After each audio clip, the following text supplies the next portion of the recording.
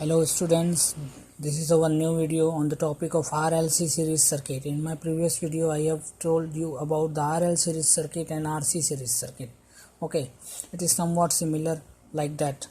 Okay, RLC series circuit, when a resistance, inductance and capacitance are connected in series across a single phase AC supply. Okay, there is some simple formulas related with the RLC series circuit. Is inductive reactance, you know already, XL is equal to 2 pi FL, unit will be ohm. Capacitive reactance, XC is equal to 1 upon 2 pi FC, unit will be ohm. Impedance Z is equal to R root of R का square plus, क्योंकि यहाँ inductive reactance और capacitive reactance दोनों है तो XL minus XC का square. RL series और RC series में मैंने इसके फॉर्मूले आपको ऑलरेडी बताए हैं. Current I is equal to V by Z ampere. Voltage drop across resistance, VR is equal to I into R, unit will be volt. Voltage drop across inductance, VL is equal to I into XL, unit will be volt. Voltage drop across capacitance, VC is equal to I into XC, unit will be volt. And the power factor cos phi is equal to R by Z. Remaining formulas powers के जो हैं, जैसे active power, reactive power और apparent power, वो same होते हैं जो R L R C वगैरह में है. P is equal to V I cos pi, Q is equal to V I sine phi, and S is equal to V into I. Okay, यहाँ पर आप देखो, क्योंकि ये R L C series circuit है और यहाँ पर इंडक्टिव रिएक्टेंस और कैपेसिटिव रिएक्टेंस दोनों भी आ रहा है ना, एक्सएल और एक्सी दोनों आ रहा है. तो अब क्योंकि एक्सएल और एक्सी दोनों आ रहा है और कैपेसिटेंस या फिर इंडक्टेंस दोनों क्या हो सकते हैं, दोनों में से कोई एक यहाँ पर वेरिएबल क्वांटिटी हो सकता है. डेट मीन्स इंडक्टिव रिएक्टेंस और कैपेसिटिव रिएक्टेंस की वैल्यू वेरी कर सकती है. जब इंडक्टिव रिएक्टेंस और कैपेसिटिव रिएक्टेंस की वैल्यू वेरी करेगी तो हमारे पास तीन डिफरेंट कंडीशंस बनते हैं. The first condition will be XL is equal to XC. That means inductive reactance और कैपेसिटिव रिएक्टेंस की वैल्यू क्या है, एक दूसरे के बराबर है. तो उस कंडीशन में VL is equal to VC होगा, क्योंकि फॉर्मूले के अकॉर्डिंग आप देखो यहाँ पर VL का फॉर्मूला क्या है, I इंटू XL, और VC का फॉर्मूला क्या है, I इंटू XC. क्योंकि ये सीरीज सर्किट है, because it is a series circuit, therefore current flowing through the each element is constant, and if inductive reactance and capacitive reactance is same, then VL and VC will be same. Therefore यहाँ VL is equal to VC. That means XL minus XC is equal to 0 and VL minus VC is equal to 0. Hope you are understanding it. In this conditions maximum current will flow through it. कैसे maximum current यहाँ से flow होगा इस circuit से, तो ये देखो आप, IM is equal to V by Z formula बनेगा.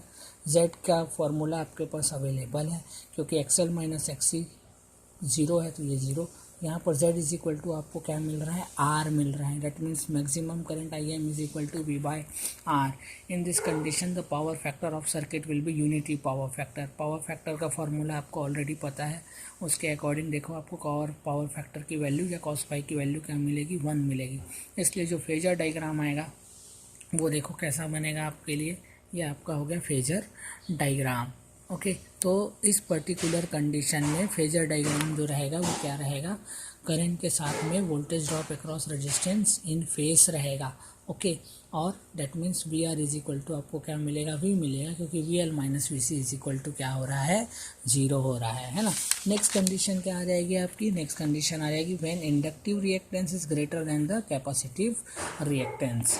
इस पर्टिकुलर कंडीशन में क्या होगा, यहाँ पर जो सर्किट है आपका वो इंडक्टिव सर्किट के समान बिहेव करेगा.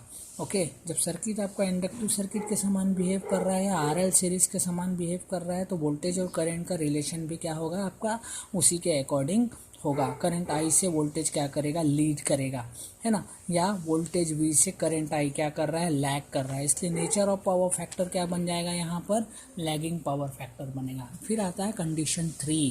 कंडीशन 3 में कैपेसिटिव रिएक्टेंस जो होता है वो इंडक्टिव रिएक्टेंस से ग्रेटर दैन होता है, मोर होता है, ज़्यादा होता है. तो उस केस में VC ग्रेटर दैन VL हो जाएगा. तो यहाँ फॉर्मूला देख लो आप. तो इस पर्टिकुलर कंडीशन में क्योंकि कैपेसिटिव रिएक्टेंस की वैल्यू ज़्यादा है इंडक्टिव रिएक्टेंस के कंपेयर में, तो सर्किट कैपेसिटिव सर्किट या RC सीरीज सर्किट के समान बिहेव करेगा. तो फेजर डायग्राम आपको कैसा मिलेगा, इस तरीके से मिलेगा, जिसमें करंट आई लीड करेगा किसको, वोल्टेज V को. ओके, मतलब नेचर ऑफ पावर फैक्टर क्या हो जाएगा, RC सीरीज के समान लीडिंग पावर फैक्टर हो जाएगा.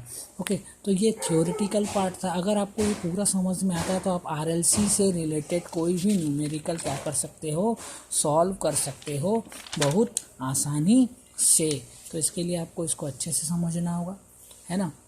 Stay at home, stay safe, study online, subscribe my channel, like the videos and share these videos with your friends of different colleges, है ना। Okay, thank you very much.